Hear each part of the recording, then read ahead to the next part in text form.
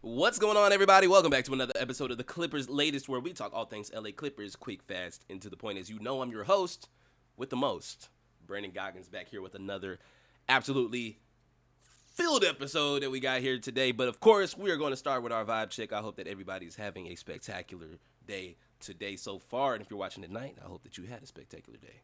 Um, like I said, we got a lot to talk about, a lot of fun debates, opinion pieces. Just want to hear you guys' thoughts. But without further ado, we're going to get straight into it. I don't want to waste you guys' time.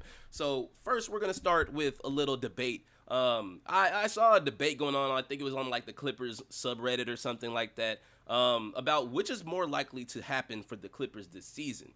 James Harden averaging 10 plus assists or Kawhi averaging 25 plus points per game. And personally, I don't know if this is a hot take or a controversial take. I think that it would be Harden getting the 10 plus. And let me tell you why. First of all, he had 8.7 assists last year. So he was just 1.3 assists off from doing it anyways with the roster that we had last year. And now he's got so many options. He got even more options to feed on this roster. We got Kawhi and Beal that he can feed as dynamic scorers. We got big men and Big Zoo and Brook Lopez that he can feed the ball to in the paint, be a paint threat. We got the lob threats. John Collins and Derrick Jones Jr. Lob City 2.0 throwing it up there. They going to grab it. That's an assist. You got shooters like Bogdanovich and Nick Batum that can spot up on the wings in the corners, drive, penetrate, and kick out. You know what I'm saying? When you got that many targets, it almost feels like Harden is essentially walking into these assists just by running the offense. That's just what comes with running point guard at this point. Plus, his basketball IQ and play style has always been about making the right reads. He's a very intelligent basketball player. He recognizes that this is an optimal situation to get everybody involved and let everybody eat. Now, I don't want it to seem like I'm just completely disregarding Kawhi. This is not to say that Kawhi can't hit 25 or more. I think that if he stays healthy, he's going to be a driving force of this team, and I think everybody sees it that way. I think that he can put up MVP level numbers and be that guy night in and night out. But the only reason I lean Harden is because I think that Kawhi will have to see a little more. There will be more instances where he'll have to share the ball more than he may be used to, just given how stacked this roster is offensively.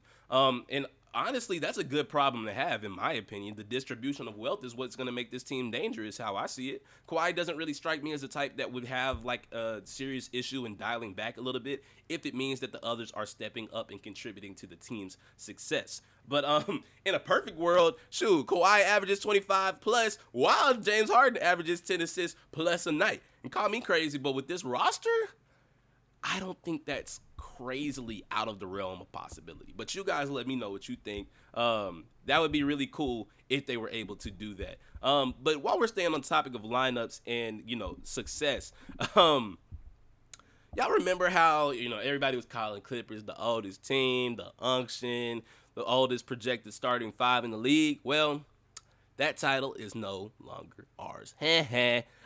um, uh, Thanks to Al Horford joining the Warriors the other day, Golden State now holds that crown, and their projected five, with Steph Curry, Buddy Hield, Jimmy Butler, Draymond Green, and now Al Horford, averages almost 36 years old, and that is significantly older than what the Clippers would have been at 31.6. So all that Clippers too old talk now.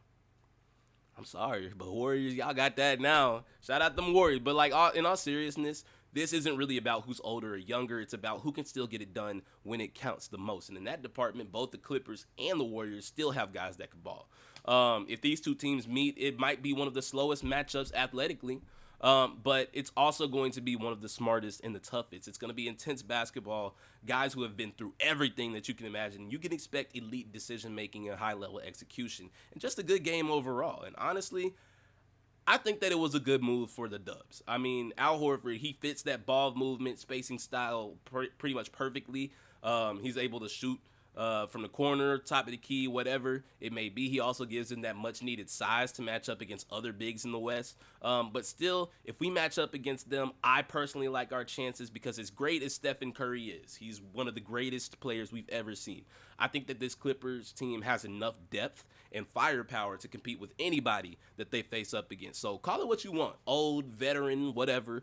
All I know is the Clippers Warriors next season is going to be pure basketball. It's going to be cinema, no shortcuts, just straight up hoops. Um, and speaking of somebody on that roster that will contribute to maybe not the bucket getting, but will have a large impact in another way. I'm going to talk about somebody that doesn't get enough love, and I think that is Chris Dunn. This dude quietly sparked the defensive trend for the Clippers. That was a big reason for their success last year. Offensively, he's never been known as a consistent scorer, and that's okay. But defense, that's where he makes all the show. That's where he makes all the bread. But his full court picking up somebody 94 feet and putting pressure on guards that create turnovers, force mistakes, and really gave the Clippers transition opportunities last year.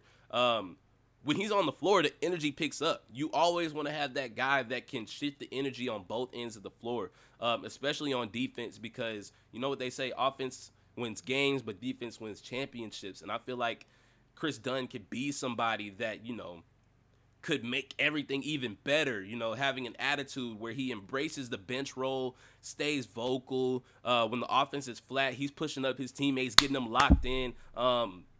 Just being that person on defense, like the defensive plays, a good block, a good steal, a fast break that leads to a dunk.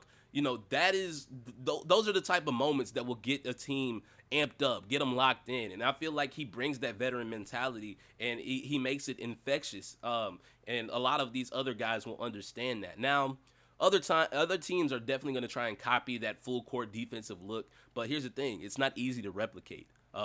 I know that I can't do it. One missed slide, one guy out of position, and it all falls apart. And that's why Chris Dunn's impact is so unique, because it's so rare. Like, there are probably not 10 guys in the league that can pick up 94 feet the way that Chris Dunn can. When I think about people, I think of maybe like Dyson Daniels, Jose Alvarado, Jaden McDaniels. There are a few others, but like, as far as 94 feet pressure for 40 minutes of a game, I'm not going to say 48 because that'd be crazy. And I don't even know if he'll get 40 minutes a game. He probably gets somewhere in the, low 30s, maybe high 20s. But it's the fact that he's able to do it, which is like so crazy. And if you ask me, I think that he deserves a midseason extension, because, if we can lock him up for another 2 to 3 years, not because he's dropping 20 a night, but because he's a defensive culture piece. He's a guy that comes in, changes the tone of the game just by the way that he plays on defense. And he may not get in the headlines, but believe me, his impact is felt with LA. And if he continues this season like he did last year, people are finally going to start giving him his flowers, which is what I really do hope can happen for Chris Dunn, because I see nothing but success in his near future. Now, talking about somebody that, doesn't get enough flowers, he actually just talked about John Collins. If you remember the other day, we talked about how slept on he is and how his ESPN Top 100 snub was probably partly because he didn't play enough games last season. But even if that was unfair, as much as it pains me to say, his lack of availability is something that we can't really just ignore. In Utah, he only played 40 games over his 8-year career. He's averaged about 59 games a season, and that's not really a great track record for a guy that the Clippers are counting on to be the starting four. The front office traded for him expecting that he'd be a big piece, but they didn't stack up a whole bunch of depth behind him. We got Derrick Jones Jr., but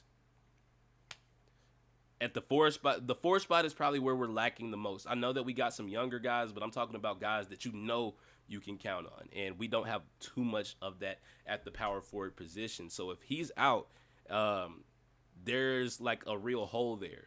Derrick Jones Jr., he can come in, step in, but he's not going to give you John Collins type of production. And as good as John Collins is, a guy that can give you 19 and 8 on high efficiency, it doesn't matter if he can't play. He can't stay on the floor. You get what I'm saying? So this year is going to be huge for him. If he can show that he's durable, he can be a game changer. If not, the team may have to look like, at some mid-season moves to fill that gap, or, bring somebody in that, could push him back to the bench and make him a depth piece, which I don't want to happen, because I see a lot of potential in John Collins. If he can stay healthy, I really do think that he can be a top 50 player in the NBA. But it really just depends on that. He has the talent to be special, but the question is simple: can he stay healthy long enough to prove it? Because if he does, the Clippers have a difference maker, and if he doesn't, this can get spooky pretty fast. But that's gonna do it for this one, guys. I hope that you all enjoyed. Let me know what your thoughts are. Do you think that John Collins will be able to play more than the 40 games that he played last year? I'm hoping for something similar I said to Bradley Beal, or said about Bradley Beal. Just play 65 at the very least. We need everybody. I know that injuries are inevitable, they happen, but like in a perfect world, everybody plays at least 65 games because I really do think that that will help us, see some success in the postseason. And I just really hope that he can do that to wake people up and really take notice of who John Collins is. Same thing with Chris Dunn. I hope that he can, prove to everybody how much of an impact he can really make on defense and, leading to offense because, he's a point guard as well. He can facilitate an offense. He was picked third overall for a reason, or was he fourth? I don't remember if he was third or fourth, but he was a lottery pick is what I'm saying. So I feel like he can, really come out of his shell even more and show people who he is. I feel like because I think the Clippers will be good, more people will start to take note of how impactful he is as a defender. And I just really do hope that he gets his recognition. For the old timers, I really, you know, I can't do anything but laugh because yes, the Warriors are older than us, but like we still are objectively old. But welcome to the unction, man. It ain't nothing to embrace it. I think that it'll be some fun basketball, especially when the two teams match up against each other. I think we're in for a treat there. And then you guys let me know, what do you think James Harden will average in terms of assists, and what do you think Kawhi will average in terms of points? Do you think that I don't know? Do you think that it's possible that they both can do? James Harden can average average 10 assists, while Kawhi averages 25 points. Do you think one is more likely to happen than the other? Just let me know you guys' thoughts on that. But that is going to do it for this one. Like I said, don't forget to hit that like button if you enjoyed. And, of course, consider subscribing if you're new here. Y'all be easy and stay sleazy. And what was the last? Oh, always keep it P. I'm going to catch y'all in the next one. Y'all take it easy. Peace.